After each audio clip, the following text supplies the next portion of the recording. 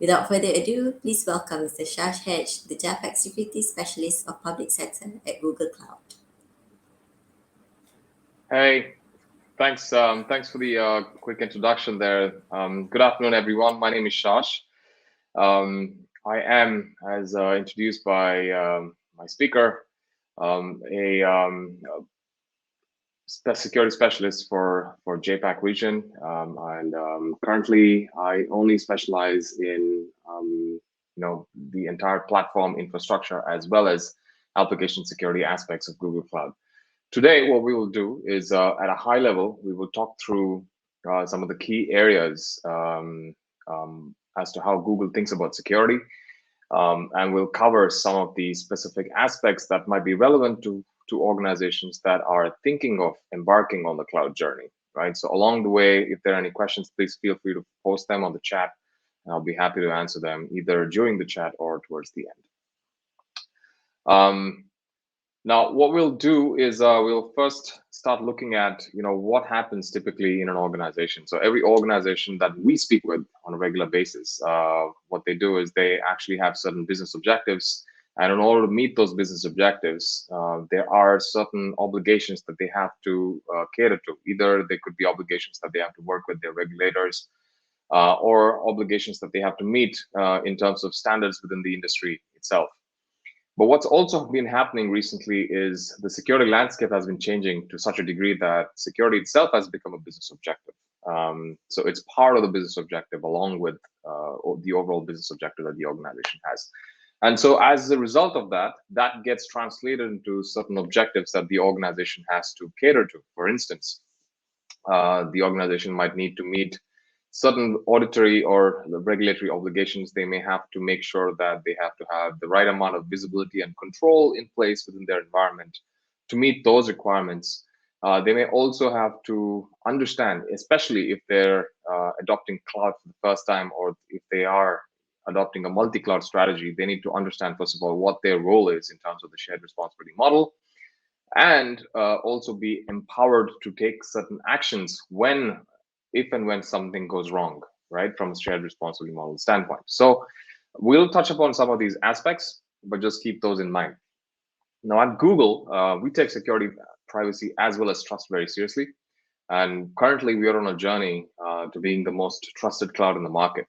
And we plan on getting there with what we call as invisible security, where security is this notion of something that is not an add-on to an organization, but something that is built in. So it becomes a default option. So it's, and we're thinking along the lines of reliability of the infrastructure rather than making it an overlay for the overall infrastructure that the organization has. Now, how do we plan on doing this? We plan on doing this by making things very simple or simpler, right? So for instance, engineering and technology, where we're going beyond the model of bolt-on security to built-in security. If you solve things at the grassroots level, so for instance, operations doesn't have to be this ivory tower of security operations where things are a lot complex. Instead of that, we make things a lot more democratized and solve the talent problem, for instance. So operations become simpler, engineering becomes simpler, easier, built-in, default. And we also think about another simplicity where we're moving away from the problem of shared responsibility to shared fate. And I'll touch upon what we mean by shared fate in a short while. Now, and also to support our objective of becoming the most trusted cloud, what we're thinking is we have also made public some of our commitments in terms of privacy. So for instance, rule number one for us is whatever data that you move to the cloud is not something that we own. It's something that you own as a customer. Nobody else owns it. So your data is still owned by you. It belongs to you. We have no authority over that data. Similarly, we do not sell customer data to third parties. For instance, this is a common question that gets asked to us, but we have separated our business units in such a way that we don't sell your data to third parties. We don't use it for advertising. All of that data that you put in is encrypted by default at rest as well as in transit, and only you have access to it, right? So, and we make even extensible options where you can actually take finer granular control of the things that you have within the organization. From an encryption standpoint in terms of data that you move to the cloud. There is no backdoor access to whatever data that you put in, for instance. If you've encrypted it using your own keys, nobody else has access to it, only you have access to it. But at least make sure that you have the keys if you've encrypted that data within our cloud.